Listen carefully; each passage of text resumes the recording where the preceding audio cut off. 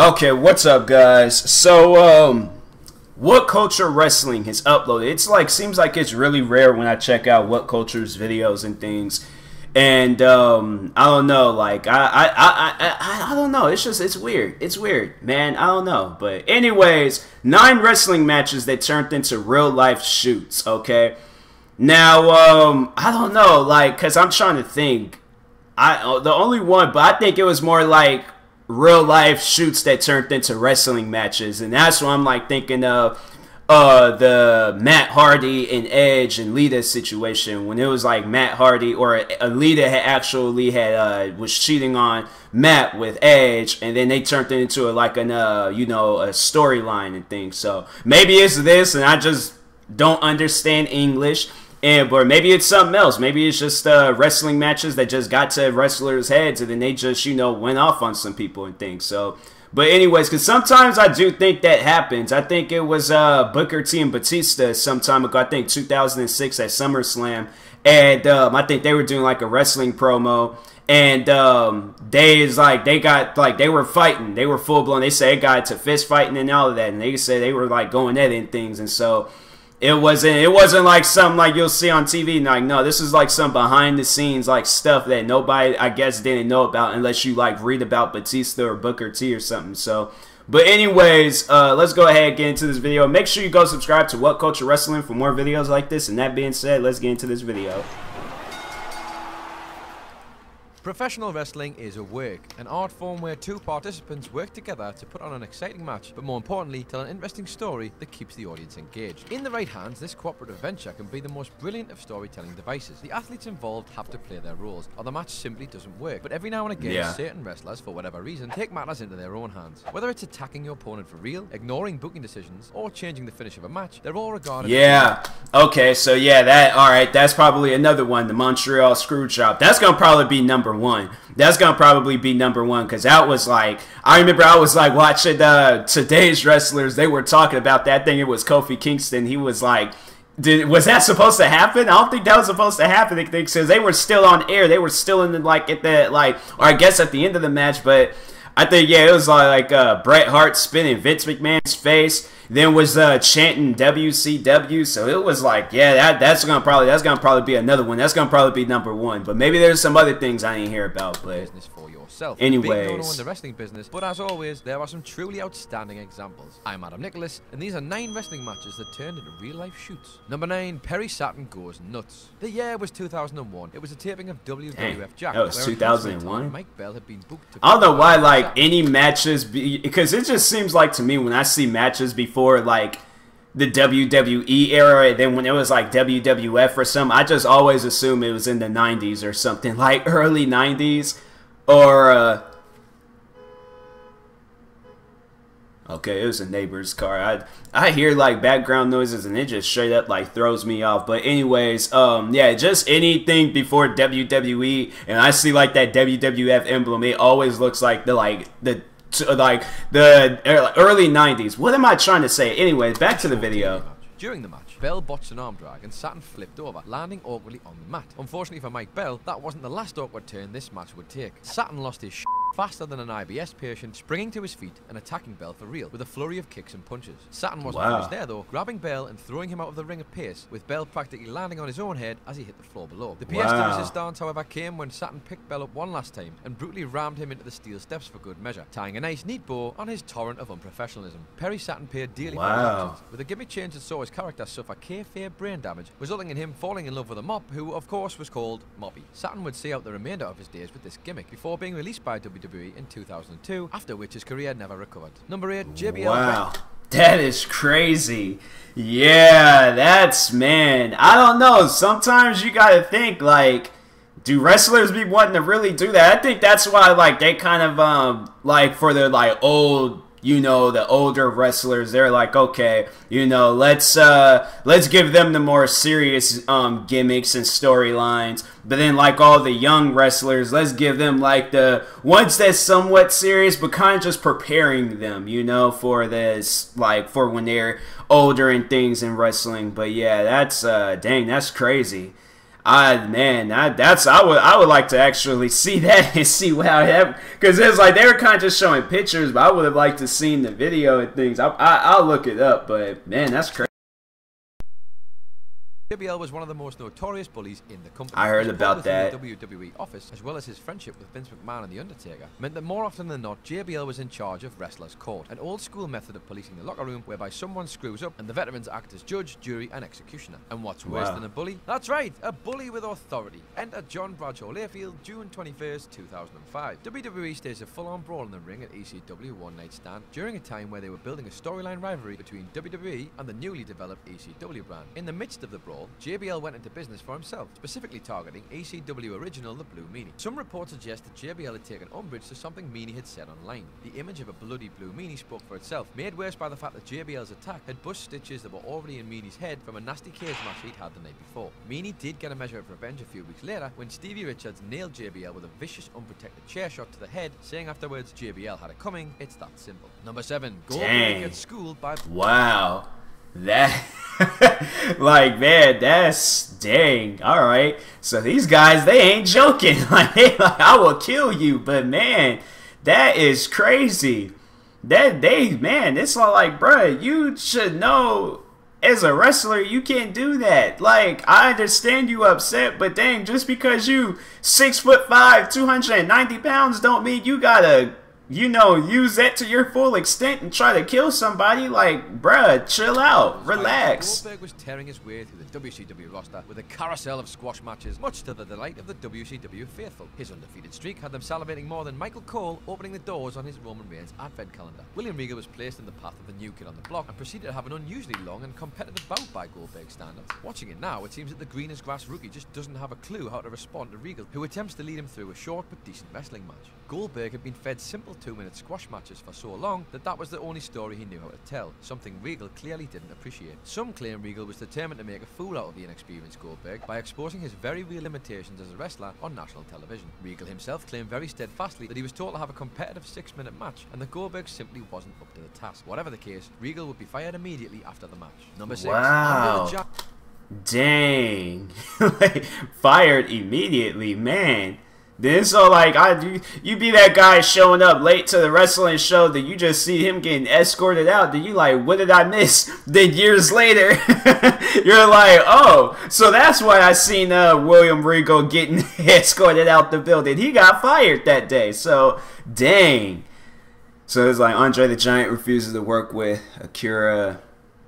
Maeda? I don't know. Refuses to work Akira Maeda. It's universally agreed that Akira Maeda is one of the stiffest and nastiest pro wrestlers in the history of the business. The Japanese shooter, trained by the legendary Karl Gotch, would gain a reputation for being difficult to work with. Of course, there's difficult and then there's difficult. And when faced with a drunk giant who refused to work him, Maeda soon learned the true meaning of the word. One version of this story suggests that neither man wanted to do the job for the other, while another version believes Booker Antonio Inoki told Andre to teach the upstart a lesson. Unfortunately, this wasn't it, as Andre seemed legitimately too drunk to move, which for a man of his legendary capacity was quite some feat. He no-sold several attempts by Maeda to get the action rolling before Maeda began to shoot on Andre, his kicks becoming more forceful with each one. Inoki himself came to the ring, but was unable to persuade either man to adopt an alternate version of the match that might remotely excite the paying crowd. If this was an attempt to humble the volatile Maeda, it had backfired harder than Usain Bolt with food poisoning. Number 5, Bruiser Brody. Dang, that's crazy, man. It's just like, dang, it's like, then when Andre the Giant, like, man, it's like your boy getting drunk before the shows. Like, come on, man. you can't do that. That's another thing you can't do. But anyways, yeah, it's like, man, because that's another thing, like, I worry about, like, do wrestlers, because I know this is like, you know, they get like not so much as partnered up, but they like, because I think I was watching like the Jeff and Matt Hardy story, and I remember when Jeff, I think, had like all these papers and he was signing off like contracts of like up against these wrestlers and things. And it's like, you know, I've been wondering, like, you know, do they be wanting to do them, like, or do they just hold some off and things, and they just like, I don't want to do this and stuff. And so they might, I'm thinking, like, have they changed that? Because it's like, knowing wrestlers, they're all like, okay, I don't want to, you know, I don't want to fight this guy, I don't want to have no rival with him, I don't want to even be in the ring with him. Like, do they be having like background beef like that? Because I don't know, I just assumed like everybody was cool, you know, but it's like, but I guess not. You know, it's just like with any job, it don't matter. Like, there's just gonna be those people that just don't like each other. So dang. If you ever wonder, like, you know, oh, how come these wrestlers haven't fought yet? Because they probably most likely don't like each other. That's like thinking about it. It all makes sense now. It all makes sense. But once again, stories vary as to the reason behind this infamous fight. Hey, what they say? Brody terrifies Lex Luger. Once again, stories vary as to the reason behind this infamous incident back in 1987. The massive, surly bruiser Brody was notorious for refusing the job to people he didn't like. Part of this reputation stemmed from his refusal to stay in any one promotion. Brody liked to travel and hated being kept in one place too long. And the rest his of it, forehead, like, dude, you see like them wrestlers' foreheads, it was like, dang, like y'all was really cutting your foreheads for a show, man. I'm like, no, I ain't cutting nothing. I'm gonna be that only wrestler that don't bleed, okay? But I ain't cutting my forehead for nobody. Like Vince, I'm like, you just gonna have to fire me because I ain't cutting my forehead for nobody, okay? So I have my forehead all cut up and things, looking like only this part of my forehead or this part of my face only age. Like, nah. Only an uncooperative arsehole. Placed inside a steel cage, a match between the perma-tanned Luger and the enormous Wildman looked, on paper at least, like a guaranteed crowd pleaser. The match began awkwardly and then slowed to nothing at all. Betraying professional wrestling's cardinal rule, Brody simply stopped acknowledging that Luger's fake punches were even happening. Luger had no idea what to do and he was becoming visually nervous. Finally, however, Luger and referee Bill Alfonso came up with a solution, where Luger unleashed a barrage of work punches before shoving Alonso when he tried to intervene, thus getting himself disqualified. After the bell, Luger jumped out of the cage immediately and went to the back, and many people believe this was because the terrifying Brody had razor blades hidden in his fingertip. Number 4, Daniel Puder. Wow, that's crazy. Yeah, I'm like, bro, you can't, I don't know. That's because it's like, what, nobody can come out and be all like, hey, you guys better be fighting, all right? And then because that's what the crowd be really thinking, that they fighting, okay? But it's like, if you doing stuff like that, then it's like, bruh, I mean, you know, what do you expect me to do? So I probably would have did the same thing. I just got myself disqualified and just left, all right? But yeah, definitely I probably would have came out and told people, I'm like, yeah, dude didn't want to fight, so I just got myself disqualified and then just left, all right? So I can't do anything about it, or, you know, I ain't gonna like go off on dude because he don't want to fight and things, you know, that's his life choice and stuff, so I can't do anything about it. But anyways, yeah, that's crazy.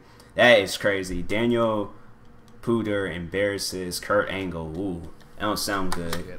Tough Enough, much like Total Divas, blurs the line between real life and wrestling, as was the case in 2004 when the 4th Tough Enough show was actually part of SmackDown. Miz, wow. On time slot on MTV as it had previously. The November 4th edition of SmackDown called for real-life Olympic gold medalist Kurt Angle to call out the remaining competitors, challenging them to a squat thrust competition. Angle challenged winner Chris Norocki to a shoot wrestling match as his prize for winning the challenge, easily taking down the rookie, incidentally breaking a couple of Norocki's ribs in the process. Wow. Asking for a second volunteer, Angle was faced with the challenge runner-up Daniel Puder, who eagerly volunteered to step up. Jockeying for position, Angle took Puder down, but Puder, no slouch himself, already had Angle in a keiler, better known in 2014 as the Kimura. The Kimura was locked in tight, and Angle was seconds away from needing surgery if he didn't tap. Jerry Briscoe had quickly realised Angle's predicament and called for referee Jim Corderas to call the pin on Puder, and Kurt Angle was awarded the victory. Although Puder ended up... Wow, that is crazy. Dang, that dude was no joke. He's like, I'm winning this match, all right, and your boy is gonna get embarrassed. Dang. Enough competition overall. His WWE career never really started, and despite stints with Ring of Honor and New Japan, Puder would eventually end up taking his talents to the world of MMA, where they belong. Number 3. Oh, okay. So he went to MMA. All right. Wow, that is crazy.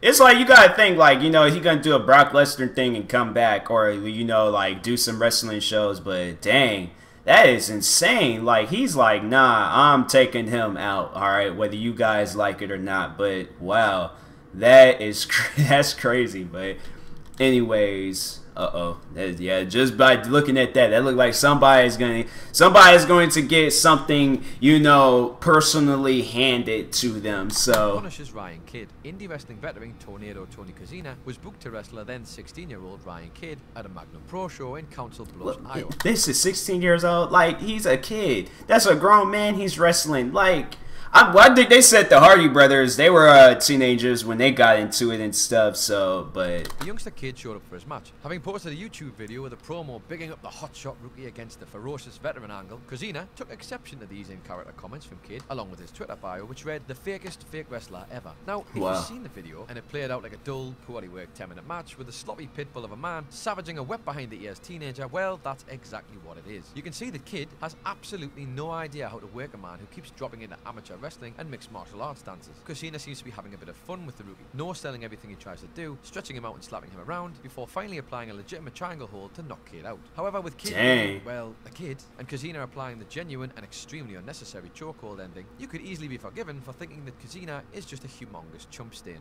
Number 2. Wow, that's crazy. He's like, listen, I'm choking you out, deal with it. Okay, he's just all like, got him in that triangle. He's like looking at him, go to sleep, just go to sleep. He was just like, you ain't gonna do anything, just go to sleep. You're a 16-year-old child. Go to sleep. Just stop it. Go to sleep. And it's all like, because they showed one of the photos. He looked like, dude, you can even see just by the photo, you could see, like, I think it was maybe the last photo they showed, and it was like, looked like dude was getting out the ring, the actual wrestler. He was like, dude just looked like he was on that ground, dazed and confused, like, what happened? Did I win? But, man, anyways, what Stanislas, I don't know, screws the Gold Dust Trio. Sabisco screws the Gold Dust Trio. Sabisco, I don't know how to say that name. The first examples of a wrestler going into business for himself. The legendary Stanislas Abyss was one of the most talented and influential wrestlers in history, working thrilling contests all over Europe and the United States in the early 20th century. Wow. Credited with the introduction of a more dramatic wrestling style, incorporating big moves and a fully strong finish, formed the Gold Dust Trio, along with the great Strangler Lewis and Billy Sandow, and these three would essentially control the pro wrestling business back in the 1920s. Sabisco's run with the okay.